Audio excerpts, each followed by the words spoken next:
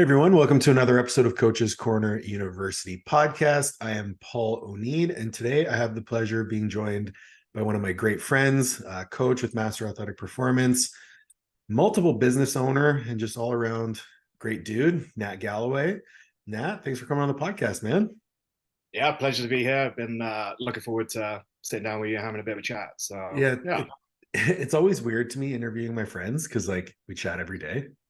yeah, So yeah, like, yeah. You already pretty much know everything. Yeah, yeah, trying to be in a position where I'm like, tell people about what you do. It gets a bit it's awkward for me, but at the same time, like I love doing it because without fail, every time I speak to one of my friends about the things that they're doing, I learn a little bit more about the reasons why they do what they do and kind of their motivations. And that to me is really, really inspiring. So excited to hear, what you want to share. And hopefully I learned something about you in the process. yeah, for sure. So again, you're a coach with Master Athletic Performance, primarily training and nutrition. You work with a lot of young power lifters, but then you also do in-person training, primarily in a rehab setting.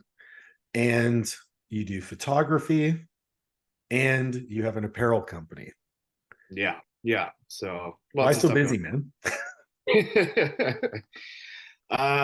Yeah, I think big thing was during COVID is obviously everybody that was in a gym setting was out of a job and was probably making a substantial amount less money than what they was before.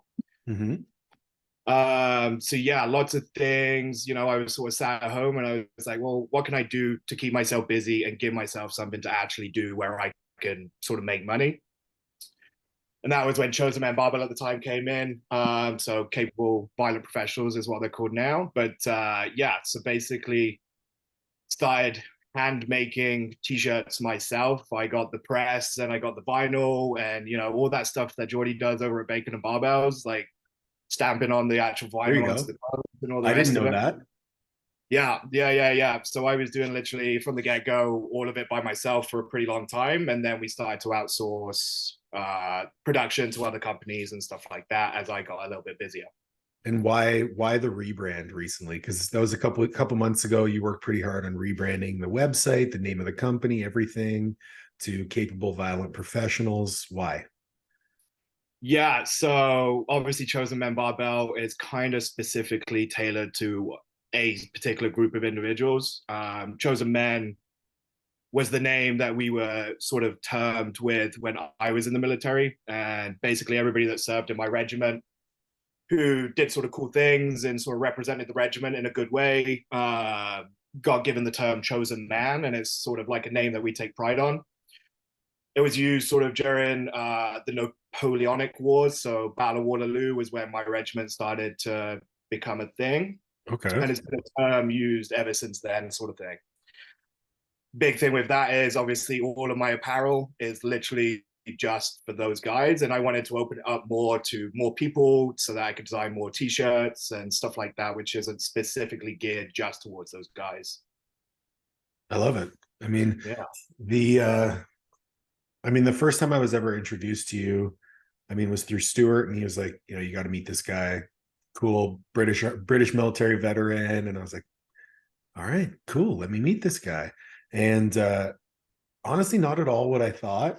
I thought you'd be like this super hard nosed, high strung person, and you're the most laid back dude. But there's always been a lot going on in the background, which doesn't surprise me that you looked at COVID rather than a burden in being like, okay, I'm out of a job. Because at the time you were working at Good Life, right? As a personal trainer. Yeah, yeah, I was doing very well at Good Life. Like I was, yeah, doing remarkably well considering I'd only been there for like a year. Was one of the top performers for like hours and stuff like that. So yeah, as soon as that sort of disappeared from my life and I was left with absolutely nothing to do other than sit on my butt and drink beer all day, it was like, well, I can't keep this up forever. Like I got to do something. So yeah. Yeah. So you started a clothing company, and now that's grown into what it is today. And like, when did photography come into play? Because Galloway Media, you've gotten pretty big. Like you've done a lot of really cool stuff in such a short amount of time. Yeah, I'm super proud of how well that side of things has gone with the photography, considering it's only been a year and a half since I picked up a camera for the very first time in my life. So it's pretty incredible to see how quickly that's managed to progress. But originally it started as a way for us to produce media and content for chosen men barbell capable violent professionals, so that we could sort of grow the business and market a little bit better, come up with some cool pictures, make sure everything's in-house so we don't have to go to somebody else to produce it, so that it's all our style and stuff like that. But yeah, it was literally just taking pictures for that side of things. And then also for practice, I would start taking pictures of all my friends in the gym. Yeah. And then all of a sudden they started turning around and being like, yo, I'll pay you for these pictures if you want. I was like, well, no, like I'm not really a photographer or anything. I'm just Yeah, I remember. getting the hang of it. And then more and more people started coming forward and being like, yo, I want to work with you. So I was like, okay, maybe it should be something that I could monopolize and add to the business. And yeah, the cool thing about all three of those is they all sort of worked in synergy together, really, because the t-shirts draw attention. You know, you're out in public and somebody goes, what's this website? They end up looking at it. They end up getting back to my profile, seeing the coaching. Then they end up jumping on the photography for that side of things and seeing that I'm doing that and going to a bunch of meets. So they've all sort of like fit together perfectly, as sort of like a little puzzle that really open up my streams of income, because that was definitely the biggest thing that I realized whilst working a good life and even whilst in the military. It's like it's one stream of income that you're dependent on. Anything happens, you're pooched, like you're screwed. And it happened during COVID. So that was like a big one for me, is like I got to change and sort of adapt and make it more sustainable, I guess. And that's something like, so in a roundabout way, we kind of just touched on a topic that I really like returning to when I speak with young coaches about, you know, they're like, yeah, I want to coach training. I'm like, okay, cool. That's great. Like, let's get started with that. Here's how we're going to go about things. And then like, have you ever, you know, do you have the tools to coach nutrition? Is that something that you enjoy? 8 times out of 10, probably they're like, yeah, I enjoy coaching nutrition, but there are some that don't, which is fine. Um, but the ones who start coaching nutrition all of a sudden look at their business and they're like, wow, I have multiple verticals now. And then they start coaching nutrition and training together, and that's a third vertical.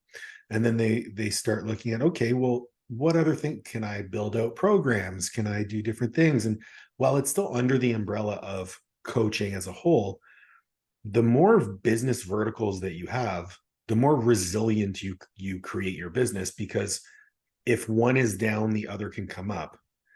The other piece that you capitalized on almost seemed like intuitively was, rather than having silos where each business, like we'll talk, you know, capable violent professionals, then you have coaching, then you have photography with Galloway Media, they're actually more of an ecosystem than anything else. Yeah, that's definitely the way I like to look at it. Yeah, and keeping with that, within that same vein, you looked at your environment, you looked at the resources that are available to you, and where we live in Ottawa, we train at basically the only gym where if you're a fitness influencer, you're going to be. Yeah. So you're like, well, I have a photography business and all of these people need pictures. Why don't I start offering an a la carte photography service to these influencers where they don't have to produce their pictures? I can just turn them over for them. And now you're at every step along the way. I'm just trying to illustrate for people listening, like, rather than looking at the constraints you were provided with, you looked at everything as opportunities. Yeah. And you tried to leverage those opportunities. Has that been something that you've always done, or is that a mindset that you've kind of cultivated? No, it's something that I've always sort of like thought of. But like probably one of my favorite quotes is Winston Churchill. The pessimist always sees difficulty, whereas the opportunist always sees opportunities in pessimism. I can't remember the quote off the top of my head exactly. Close enough. But Tomato yeah, potato.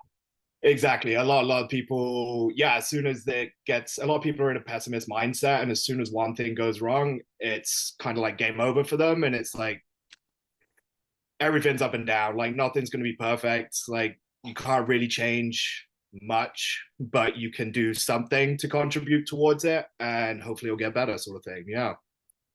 I mean, do you think time in the military kind of showed you that? Yeah, because yeah, in the military you don't really have too much of a time to be a pessimist and sort of like that nagging Nelly that sat there in the back going, "I hate this," or "This is stupid," and all the rest of it. Because it just doesn't work, and you don't get anywhere, and then you end up failing anyway because you didn't really seize the opportunity when you had the opportunity, where you had the chance, sort of thing. You just sort of sat there in self pity and didn't do anything about it, sort of thing. So Well, and the yeah, consequences are very dire. exactly. Yeah. Yeah. And, at the end of the day, like you definitely put into a lot of situations where it's not looking that great and things are not going well. And you just got to put yourself and have faith that things are going to pan out. And I think luckily I've been around for a little while now and been through a lot of different situations. So, and I know I managed to get through those situations just fine and come out the other side of it and been fine. So yeah, there's no reason to believe that another situation like that is going to destroy me and ruin my life completely, sort of thing. So I think honestly, I was speaking with someone the other day, and it was like a very innocuous situation, and her reply was, when I asked her if she wanted to try something, she goes, "Well, what's the worst that could happen?" yeah, yeah, literally, yeah. No, it's funny actually. Me and Emma was talking about our first date the other day. For those of you listening, Emma is my girlfriend.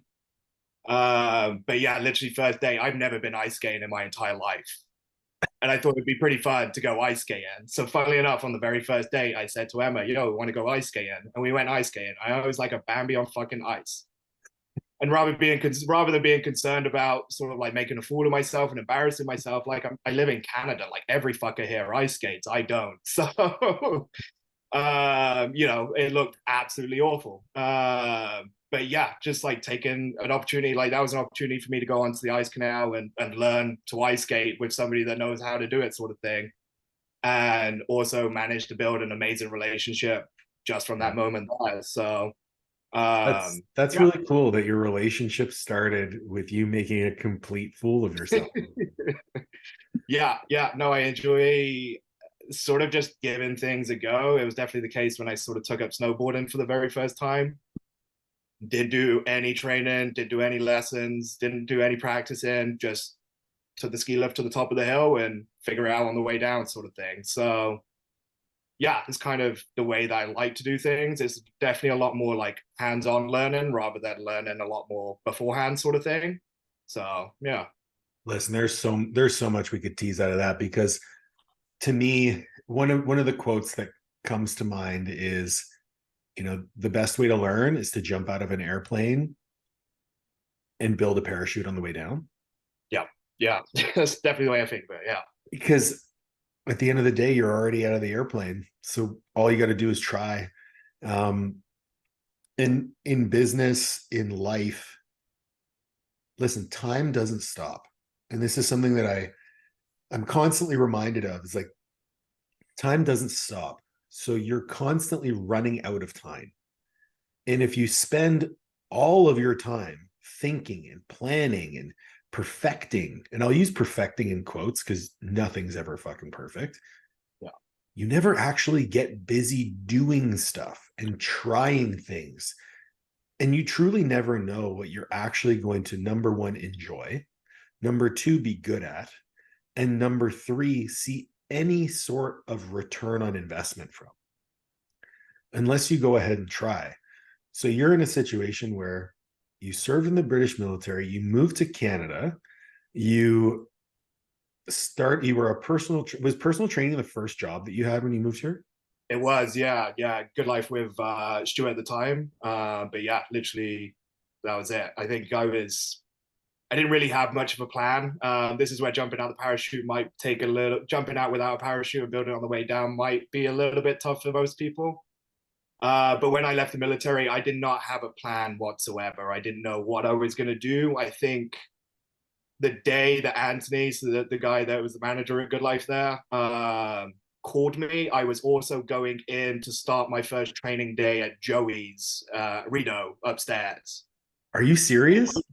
And I did an interview with him previously, and he called me up and was like, "Hey, you got the job?" And I was like, sweet. Didn't even turn up to Joey's that day. I was like, well, fuck these guys. I'm not working there. I'm going to go be a personal trainer. So yeah, was very, very fortunate there. I think you made the right choice. Did you have Yeah. so I know when you were in the military, you helped out with their training quite a bit. Yeah. Yeah. Did you go to school for that? So in the military, usually the way it starts with like physical training instructors is what we call them in the British Army, is they will sort of get taken under the wing of the head physical training instructor. Okay. And he'll start to teach and get you prepared to go to a specific school to do a course. It's called the RAPTC school. Yep. You have two different streams. So you could go to that school and become like a full-on physical training instructor and be a part of the RAPTC. Or you can go do a very basic 6-week course, I think it is. And then you'll go back to your unit and you'll be sort of inter-unit RAPTC, where you just train a small group of individuals sort of thing, rather than being high up and in charge of like a giant group. So yeah, so there was some training, but in all reality, like military training do not prioritize strength that much. Right. It's running, push-ups, sit-ups, rucking. Yeah, and for a very long time, the definition of being a good squad would be, or a good soldier, was being able to run a mile and a half in under 9 minutes, and that was all you had to be, or all you had to do to be termed a good soldier. So they didn't ever take it into account whether or not this twig that could run a 9 minute mile and a half could actually carry somebody, get somebody out of a situation, actually carry their own body mass across certain things and all the rest of it. So I started to get into strength training. Luckily, there was a guy called Sean who was the head PTI at the unit that I was in. And at the time, I was trying to lose a bunch of weight. And coming from a boxing background, my way of losing weight was to put on a sweatsuit or a sauna suit with multiple layers and sit on a bike, just pedaling away for absolute fucking hours, sweating my tits off until I lost about 20 pounds in body weight. And that was sort of all I knew because of boxing, and that's how we did weight loss and all the rest of it, without truly understanding water weight doesn't really equate to actual weight that much. So yeah. And he turned around and said, why don't you just start getting into strength training? Like, why don't you start doing like CrossFit stuff? And that was sort of like my doorway into it. Started doing a lot more CrossFit training, started deadlifting, all the rest of it. Before that, my mile and a half time was maybe under 10 minutes. So it wasn't amazing, but it wasn't bad either. And all of a sudden, I was able to deadlift 500 pounds. And coincidentally, at the exact same time, I was able to run a sub 9 minute mile and a half.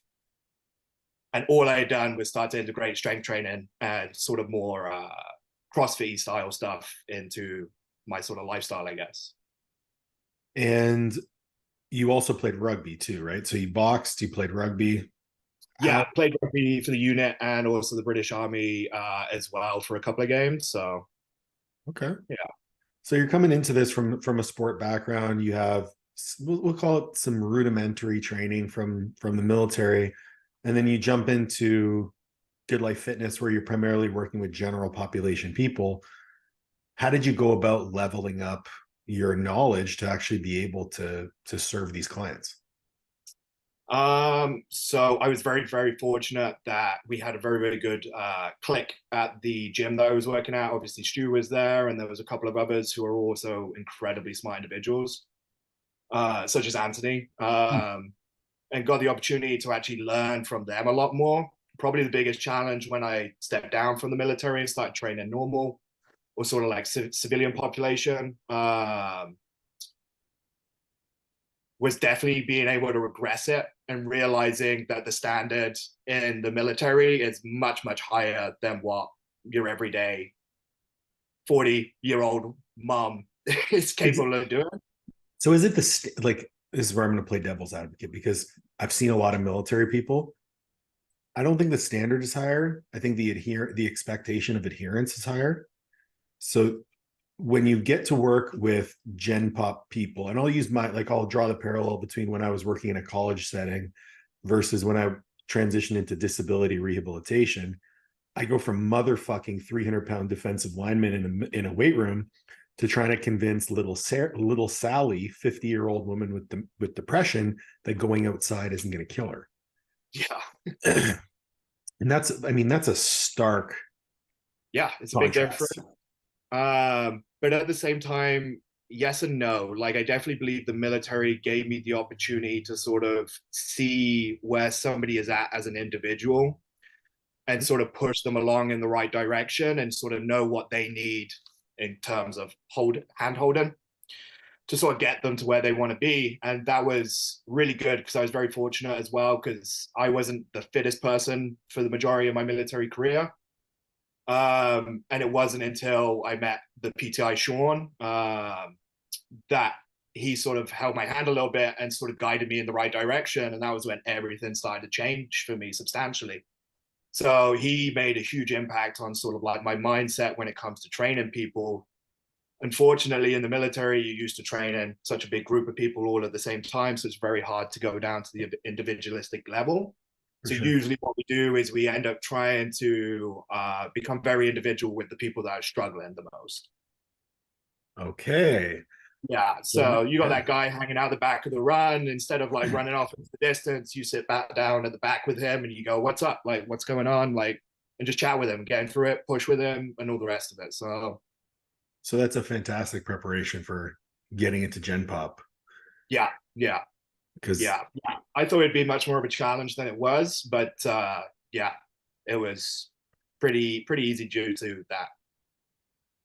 I mean, so okay, so let's talk about photography then. Like, you got into photography, you picked up a camera. How did you learn? Just doing it, just taking pictures, watching YouTube videos. I had the opportunity of also working with some other photographers. Dave over at Kodiak was definitely a big inspiration for all of the stuff that he's done, because he's an absolute phenomenal photographer. Agreed. And I literally just reached out to him and just asked some general questions, and he pointed me in the right direction, and then that was it. I'm doing it, sort of thing. So yeah, no, I've been very fortunate to be surrounded by, since moving here especially, to be surrounded by some absolutely amazing people that have helped me through thick and thin, sort of thing, and have always wanted to see me do well, which has been really nice. And it's made a huge difference. Yeah, and sort of the way I never do things. Yeah. Listen, I'm going to blow smoke up your ass for a second, because it's really easy to want to help somebody who puts themselves out there in such a positive way. So you have to give yourself credit in that regard. It's not like people magically appeared and they were like, "Let me hold your hand and help you through this."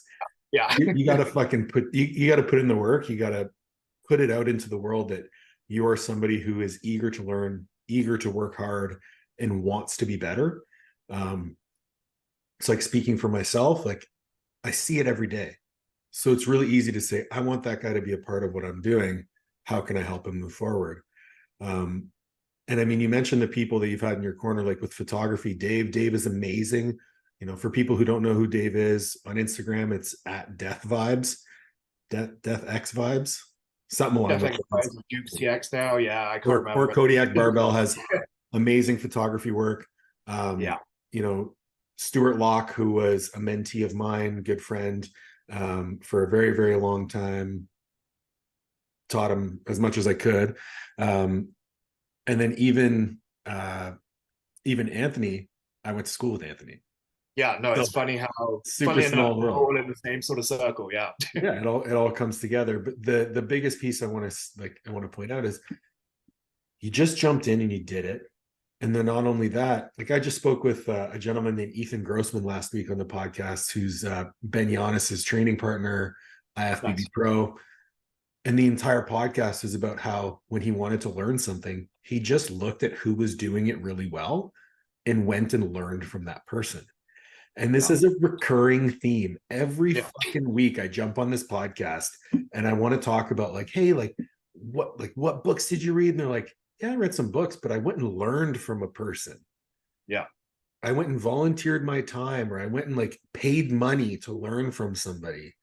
Yeah, invested. Yeah, that's definitely a big thing. Yeah. And Yeah. to me, that's so important. And then what I want to get into now is, I think the concept, the concept of a coach or a professional in any regard, and please correct me if you don't agree, but is, a jack of all trades is a master of none. But it is very, very hard to build a sustainable business that you enjoy every single day doing one singular thing. And you have photography, coaching, in-person training, and apparel. All four things you love doing, right? So you don't have anything in your life that you despise or that pulls from you. No. And I have coaching, educating, mentorship. I love every single part of my business. Yet I'm still doing three different things. And I would say that I'm pretty good at them. Been doing them for almost 20 years now. And I think as a coach, and we'll speak specifically to coaches, it's really okay to have other interests outside of coaching. It's a good thing. It's a great thing. If you don't have any interests outside of coaching, then yeah, like coaching can be very, very challenging. That was probably one of the biggest things at Good Life, is like the amount of hours that you do there is absolutely insane. Was there 6 days a week, expected to be there nearly 12 hours a day. And if you didn't love what you was doing, then you wasn't going to stay there for a very long time, because you do go through a pretty tough time. But it was thanks to like my love and passion that I realized, that I could go further with this and do more for myself outside of here. So I think it comes down to cultivating like the life that you actually want to live. And yeah, I think for me, I do my best work when I'm creative in multiple endeavors. So like you, I created an ecosystem that feeds into itself, right? I coach clients, I educate coaches, and then I mentor coaches. And it all flows back in because a lot of the clients that I coach are also coaches. So it's an ecosystem. Your businesses all feed in through each other. People are going to find your apparel. They're going to get coached by you. The pictures get taken, and more and more people see what you're doing. And I think that the reason there is such a high churn rate in coaching, of people come in, they try to start coaching, they can't make it work, or they grow to hate it because it isn't what they thought it was, and then they leave, or they think they can make a quick buck at it, yeah, and then they hate it. Yeah. Like, think about, I mean, speak on that. Like, I mean, trying to turn over a 12-hour a day, 6-day a week job into a life that you want to live, that had to have played a role in why you decided to diversify. It definitely did. I didn't want to be at the gym 12 hours a day every single day of the week, as much as I absolutely love it. It's a lot of time, but yeah, I literally just saw what was holding me back and preventing me from loving this quite as much as I should, or as quite as much as I could, I guess. And one of the things was working those ridiculous hours was the biggest thing, where I was like, this is the only thing that makes me hate this job. It's not doing the job. It's not working with people. It's working for this amount of time, doing this one very thing every single day with clients that really aren't that interested in their goals. Majority of them didn't turn up, sort of thing. It's usually a Good Life. You end up with a lot of sort of a lot of people that have more money than sense, and they're willing to throw it away quite a substantial amount, and it just becomes very frustrating. They think that all that they have to do to make it or get where they need to be is to sign up and pay for coaching. And it's like, no, like, you need to put your time and your effort into this as well. There's only so much I can do, especially being as a PT at Good Life. It's like, I see you maybe once or twice a week for 2 hours. The rest of the time you're left alone outside in the world to do your own thing and make your own choices. And you choose not to, because you spend these 2 hours once a week sort of thing with me. But yeah, it was definitely grinding on me quite a bit, and was probably one of the big reasons why I was debating doing something else. And then instead of doing that, I just thought, why don't I just change the way that I do things? Why don't I make it more a sustainable part of my life? So instead of working 6 days a week in person, why don't I just cut back down to two, sort of thing, and work in a place where I can work with clients that are invested in their health because they're injured and because they want to get better and all the rest of it. So yes, I end up dealing with like the generic sort of like everyday worker sort of person at the clinic, but because they're injured and all the rest of it, and they're already paying to go see a chiro, they're invested in their health and all the rest of it, it Mm-hmm. becomes very, very easy to help that person and sort of point them in the right direction to get the rest of their goals, sort of thing. So it became a lot more enjoyable for the people that I was working with. And then I was enjoying it a hell of a lot more working with them and stuff like that. So yeah, setting and time were the biggest things that sort of made me have a distaste for it. Well, and if I'm not mistaken, just doing the quick math here. So if you went from coaching in person 12 hours a day, 6 days a week, to coaching in person 2 days a week, having an online coaching business, doing photography, having an apparel business, I would venture a guess you probably still work close to the same amount of hours. Pretty much, pretty much. But life is completely different when it's on your terms. Yes, yeah, yeah. I think it's a lot of people get stuck working in sort of settings like that purely because, I mean, biggest one for me is like I had very little experience. It was sort of the first thing that I had done since leaving the military, pretty much the first job I'd had since leaving the military, other than the military. Uh, so yeah, experience was probably one of the biggest things that I wanted to get the most out of. And fortunately, you're working all that amount of time. It's very quick to gain that amount of experience. And if you can get your everyday person that isn't interested in getting stronger, then you can do it for absolutely everybody that's willing to invest in themselves, sort of thing. So yeah, and it became more about finding the clients that I want to work with rather than the client, anybody sort of any Joe from the gym walking in and being like, I want to work with you. It was like, now I have a gateway to be like, I don't want to work with this person because I don't think this is going to work out for you. Maybe you should go see somebody else, sort of thing. So yeah, it just gave me a little bit more control of those sorts of things. So Well, I love that. And I think that's a perfect segue into the next piece of the conversation, which I want to touch on is building an online coaching business is not easy, right? And I mean, I've built a business helping other people build businesses, and the reason being is because it's not easy. And you made a great point of you have cultivated this ability to say yes to the people you want to work with and no to the people that you don't want to work with.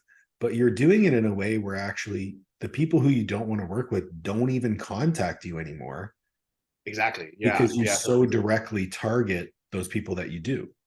Yeah, because that was the biggest thing of working in the commercial gym is like your opportunities are given to you rather than you finding the opportunity for yourself. So you'll end up getting booked in an appointment, like they call it fitness starters when I was working there, probably the same thing now. As soon as you get a membership, you'll get a fitness starter appointment to sit down with a personal trainer and have one free session when it's literally just an opportunity for us to sell you personal training. Mm-hmm.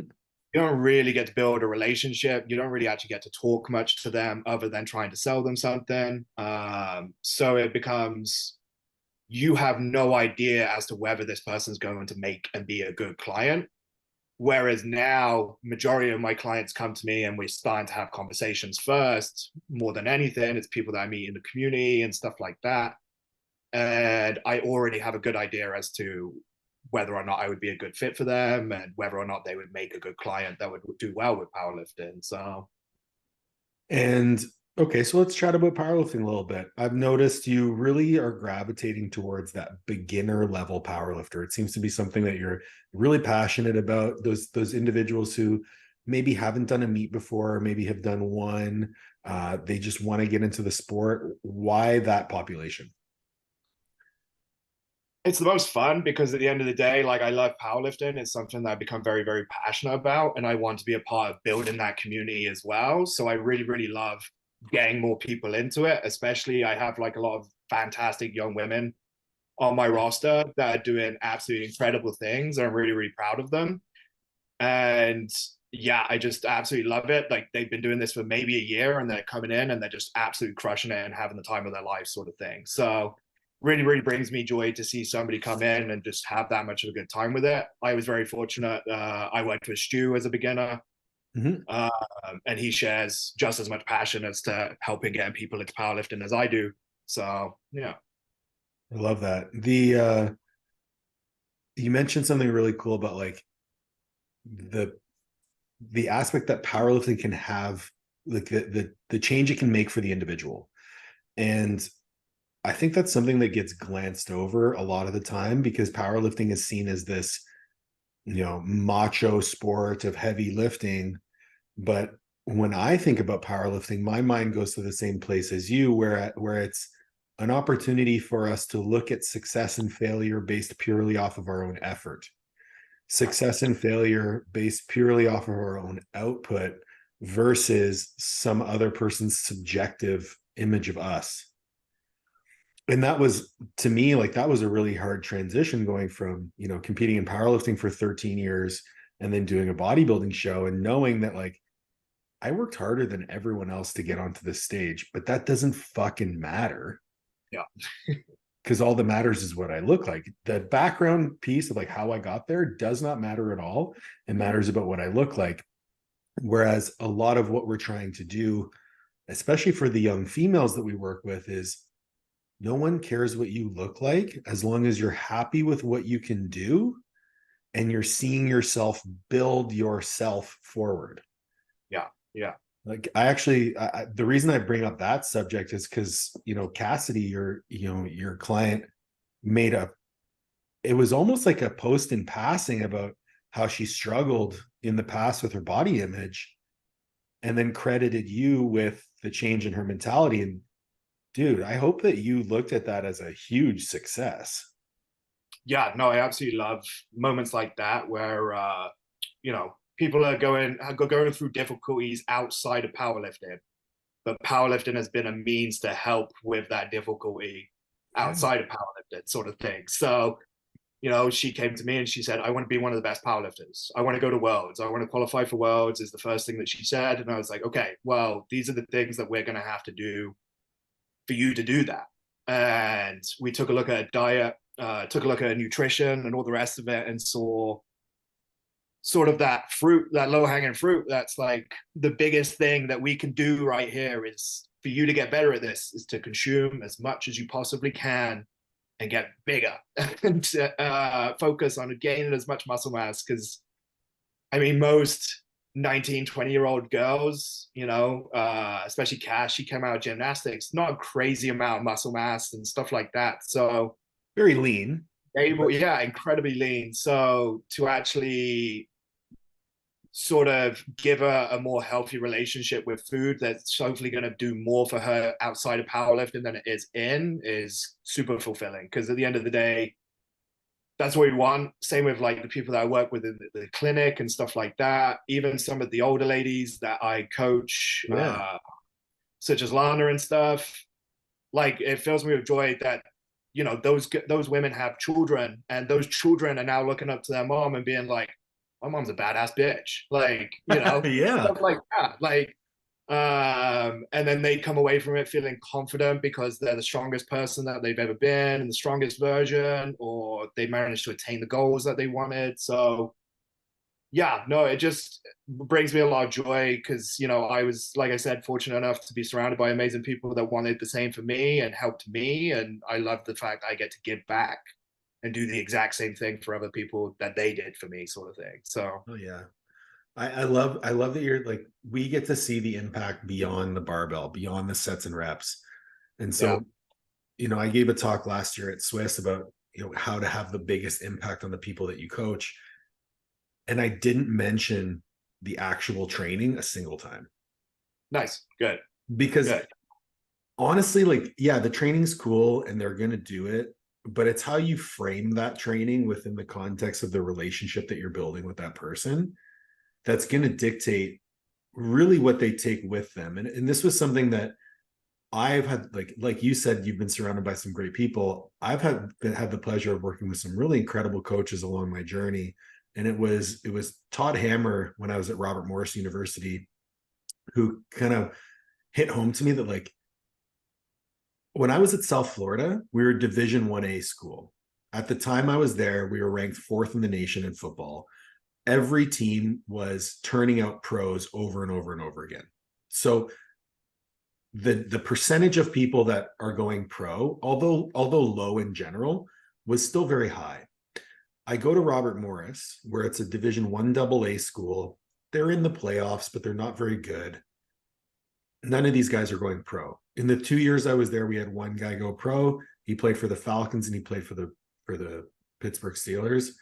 Nice. Marcellus Branch, great kid, but Yeah. that's one kid. No, if you play for a football team that I've heard of, you're doing very, very well, because I don't know. The reason I bring that up is Todd was the first person to ever point out, like, the lessons we teach these kids in here are going to help them in their job, in their relationship, when they have children, when they have a family. So he taught me to think beyond the sets and reps, beyond the four walls of the gym. And that's something that I have taken with me through every step of my professional journey, is how can I find a vehicle to help this person improve their lives? Yeah. And so we've found powerlifting as being a major vehicle. And when we go to meets, like you and I have been to a ton of meets over the last couple of years together, where, I mean, the average age is probably 18 to 24. Yeah, it's a much younger crowd taking part in it. Like, it used to be a lot of ex-sports players who didn't really make it in sports because of various reasons, who sort of took it up. Or But now gangbang. it's like, yeah, now it's like a sport that people are coming out the gates as early as like 16, 17, partaking in it. And that's been a change pretty much that's been taking place whilst I started like 5 years ago, that I've got to see sort of grow a little bit more. So what are some things that you feel are very important for coaches to really impart on those beginner lifters?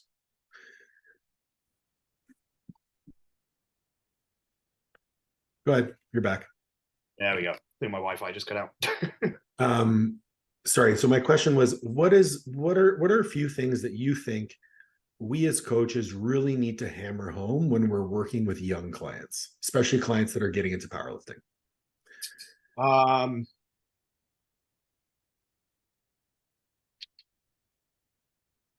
I would say probably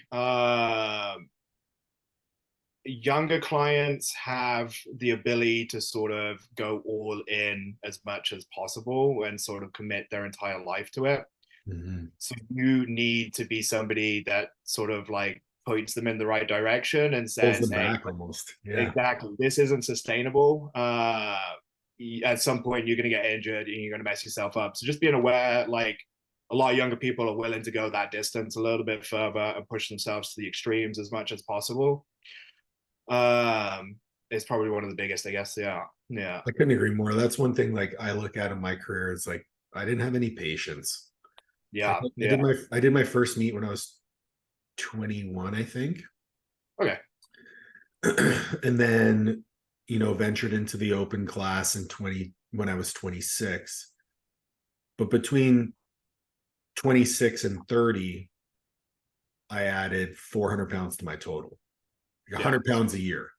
Yeah. And I didn't deload a single time in 4 years, trained through pain, all this stuff. And I'm thinking, like, if I did that from 26 to 30, and now you're getting kids at 19, 18, 19 trying to do that, what are they going to be like when they're my age at 35, 36? Yeah. You're going to be destroyed. Chances are, if we look at the stats, look at how much drop off there is in powerlifting now.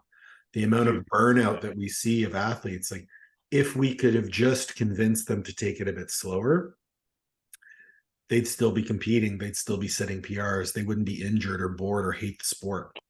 Yeah. Yeah. Yeah. It's a long game, for sure. I think the biggest problem is the whole juniors category and open category, because that juniors window is super small. It's like what, 3 years, 3 to 4 years, 19 to 23, I think. Yeah, so like that's a super short period of time. And then all of the people that are entering that category have great expectations and they're starting at 19 and within 4 years they want to be on the world stage competing at the highest level and all the rest of it before that junior sort of window runs out. And I think people get very, very hyper focused on that sort of category when they're in it, Mm-hmm. rather than looking at the longer picture and sort of longer term thing. So I can see how it's difficult for an athlete to sort of be like, maybe this is going to happen after this sort of category. The other Sort of, the, the other thing that jumps out to my mind, especially when we're working with younger athletes, is in a lot of instances they will look at us as more than coaches. They'll start to look at us as like, we'll say, big brother figures.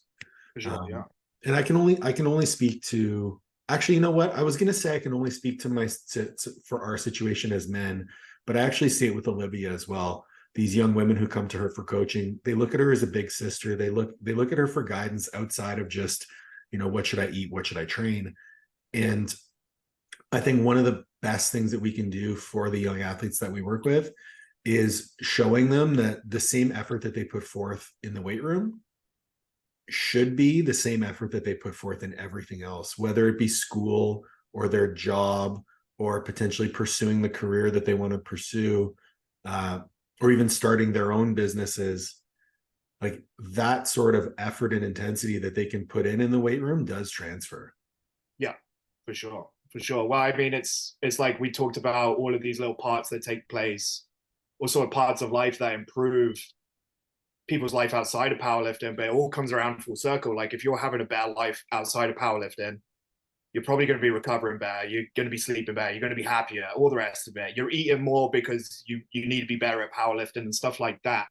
And it all just returns into this one big sort of circle that sort of turns into a giant snowball sort of thing. On your sort of progress, because absolutely everything is going well. So like as much, we can only do so much to correct that in the training room, whereas like we need to take a look at what's going on outside of the gym to see how we can make that training more beneficial and more worthwhile, I guess. So Yeah, and I see that as a tremendous privilege to have when you're coaching younger lifters, and I'm actually really happy to see that you've kind of carved that niche out for yourself as like, I want to be that person who gives them their introduction to powerlifting, because you're someone who understands the big picture of what this can be. yeah. So okay, I mean, the next reasonable question is, uh what's next for you business wise across everything that you're doing? Um, yeah, pretty much photography wise, going to be doing a lot more meets. Hopefully, working with some more individuals like Shelby at the moment, like more pros that go into big shows and stuff like that. Because I absolutely love working with those people. Very, very interested to learn from those guys as well. Sort of their point of view. Um, in terms of the apparel, we're going to be rolling out some programs very soon where you can buy like a 12-week program tailored towards like the goal while serving in the military or any of the other emergency services sort of thing. Very So how cool. do you really do strength training whilst having the expectation of your daily requirements sort of thing? Mm-hmm. Because it can be a big struggle, because I find same thing that sort of goes on with those 19, 20-year-olds that start powerlifting, where they become very, very hyper focused on the now or the next 2 years sort of thing. Um, is that they tend to have like a really, really hard time looking outside of that. And then same thing with the military is they end up just doing way too many things all at once because they believe they're Iron Man or invincible. So they end up doing strength training 5 times a week sort of thing. So that's one of the things I want to address in the program is like as a military personnel, you don't need to be going to the gym 5 or 6 times a week, dependent on the job that you're required to do. Even 2 times a week could be more than enough sort of thing. So Less is that more, perhaps. with the expectations and the recovery that you are expected to sort of do whilst in the military, less is definitely more. Because you're not just recovering from the gym, you're recovering from a very stressful job. You're recovering from all of the stuff, the training and all the rest of it that you do. So there's a lot. So yeah, your ability to actually recover from that is going to be a hell of a lot less, especially as your life is so stressful. So taking a step back and realizing that 5 times a week probably isn't actually helping, it's probably actually creating more stress on your life. Just doesn't seem to help when you could probably get more than enough stimulus 2 to 3 sessions a week, sort of thing, depending on how those sessions are handled. It's funny, actually, when I have the pleasure of coaching any first responders or any like military professionals, there's two camps. There's the people that have enough time to do 2 really good sessions a week, and then the people that have not enough time and need to do really short, frequent sessions. Yeah. So like one of the guys that I'm working with right now is doing 5 sessions a week, but they're like 30 minutes long. Nice. Yeah. That's all he needs. Yeah. Yeah. No, more than enough. So, but yeah, similar sort of thing. Like you just end up trying to do way too much all at once, and your priorities aren't in the right place, sort of thing, or they're just not really acting in your favor, I guess. So, Cool. yeah. And then with coaching, you're still accepting clients, I assume? Yeah, still got some space online, and I have in-person space over at the Cairo Clinic. So on Tuesdays and Fridays. Also have availability at 613 on those other days, Monday, Wednesdays, Thursdays, to take in-person people. Pushing a lot more of the coaching. I definitely want to work with a lot more individuals in sort of similar situations to Cass, because she's been incredibly successful. And I'm starting to see a lot more people in this sort of same situation as her stepping forward and asking for help as well, which is really, really nice. She's potentially got Worlds next year, albeit that the meet this weekend goes as well. We're off to PEI to go to Easton's, so we'll be there this weekend. So that's another thing with the coaching. Maybe I'll see you at Worlds next year. Hopefully, yeah. Dylan. You could hopefully have Dylan. Yeah, that'd be pretty dope. You know what? Okay, let's blow smoke up his ass for a little bit. This kid he doesn't give a shit about the junior class. No, he's in there for the long game, and it's incredible because he's still chipping away week after week, adding those 2.5 pounds when he needs to or when he can, and it's fucking working. So, I know. and it's going to be absolutely amazing to see the long-term effects of this on that individual, because like I'm 30 and I'm only just lifting as much as that guy. So it's going to be pretty special. Yeah, it's going to be pretty special to hopefully see him still doing this at my age with 11 or 12 years experience, and see what he can do, sort of thing. So yeah, it's going to be incredible. I mean, like one of the biggest people to look at is definitely Dave Hoff, I guess, in terms of like playing the long game and weighing as long as possible. Like that guy's been doing it since what, 15, 16 or something crazy like that. Didn't break the world record until he was over 30 years of age, sort of thing. Like that's how long it took to get to that point. So yeah. So totaled 3,000 pounds and squatted 1,000 or benched 1,000 in a full meet. Yeah, which is freaking insane. That's pretty not bad. Yeah, even as much as we may shit on equip lifters a little bit for depending on what their numbers are, like that's something fucking else. Like I don't care what equipment you were wearing, to put 1,000 pounds above your fucking body and fucking bench it takes some fucking balls. Like nutty. All right, let's do a couple quick hit questions. Number 1, do you crack the egg on a flat surface or on a side of a pan?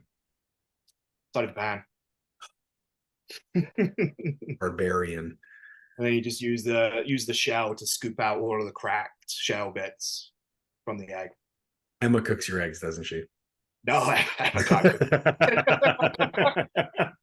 Yeah, no, if it wasn't for me, Emma would definitely be skinnier because she would be living off just chicken Caesar salads for an entire life. But that's what she's 5 people, dead or alive, who's at your dinner table? Let's go for a classic Brett, Churchill, for sure. Dave Tate would be pretty dope, as well as Louis Simmons. I'm trying to think somewhere outside of that. Some of the guys from Band of Brothers. That was probably one of the biggest things that inspired me to join the military, was watching Band of Brothers from a very young age. If you haven't watched it, it's worth checking out. But yeah, growing up, I was very fortunate enough to go and visit the D-Day memorials over in Oh wow. France, Normandy. Like my dad's a full-on tour guide, like as well as serving in the military and doing all the things, and now serving out in Saudi Arabia. Uh, he's a tour guide, and he'd be able to take you on any battlefield and explain everything to the absolute teeth. But we was very, very lucky to meet guys that were part of Band of Brothers who had served during World War II and were actually there. Oh wow. I was a young kid, like 13, 14. And those guys were the people that I sort of looked up to as a kid. Like I wasn't into many sports other than rugby. And even then I probably looked up to one or two people who played rugby. For me, it was like these veterans that serve sort of thing. So it would definitely be Captain Dick Winters, who was the guy who led the Band of Brothers. That guy would be number 4. Who would we go for 5th? Let's go with you, Paul. Oh, Yeah. oh, Bring you to the dinner table. podcast over. No. But so no, good. Just wanted to say, like, absolutely appreciate everything that you've done. It's definitely been a game changer working with you. I think subliminally we've always worked together. I had coaching for Stu, and you was coaching Stu at the time, and he's also somebody that guided me and gave me all the tips that he was giving you. So yeah, no, just wanted to say big thank you and appreciate all the hard work that you've done. It's been Appreciate that, man. So, appreciate that. Last question. Who's someone that you want to see on the podcast, but you have to help me get them on? I would have to help get you on.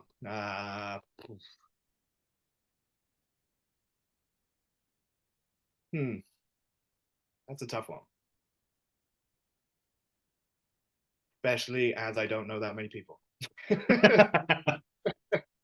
What about a Brit? So a Brit, someone that you know from British? England. That Cuba, Sylvester Clan or whatever his name is. Yeah. He would be very, very, very interesting individual. I love the sort of bodybuilding style that he brings to the table, and I think the bodybuilding sort of style that he brings is very relevant to powerlifting, sort of hypertrophy training. Okay. As well as, I guess, Jordan Peters would be. I would love to chat with Jordan Peters. Yeah. He's crazy. Like, I love how honest he is. About what he's done to get there. And sort of cause bullshit on like everybody else trying to take the safe method for a lot of things. Yeah. But yeah, very same thing. Like I find his training very, very relevant towards hypertrophy for powerlifting as well. So cool. I could work on that. Yeah, I think JP and Cooper, I think there's a few people that would be able to chat with those guys. I don't think I've ever really seen JP on many podcasts, so there might be something there. But all right, make it happen. All right, dude. Hey, I really appreciate your time today. Thank you so much for joining.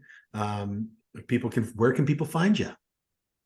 You can hit me up at Coach Nat Galloway on Instagram, Galloway Media on Instagram, and Capable Violent Professionals on Instagram. Those are pretty much all of my links there. So perfect. Yeah. If you guys are looking for some continuing education, please check out www.coachescorneru.com. And if you're interested in coaching from myself, Nat, or anyone else on our team, we'd love to work with you. www.masterathletic.com. Thanks everyone so much. Please be sure to like, share, subscribe, and ring the bell for notifications. And we'll catch you next week.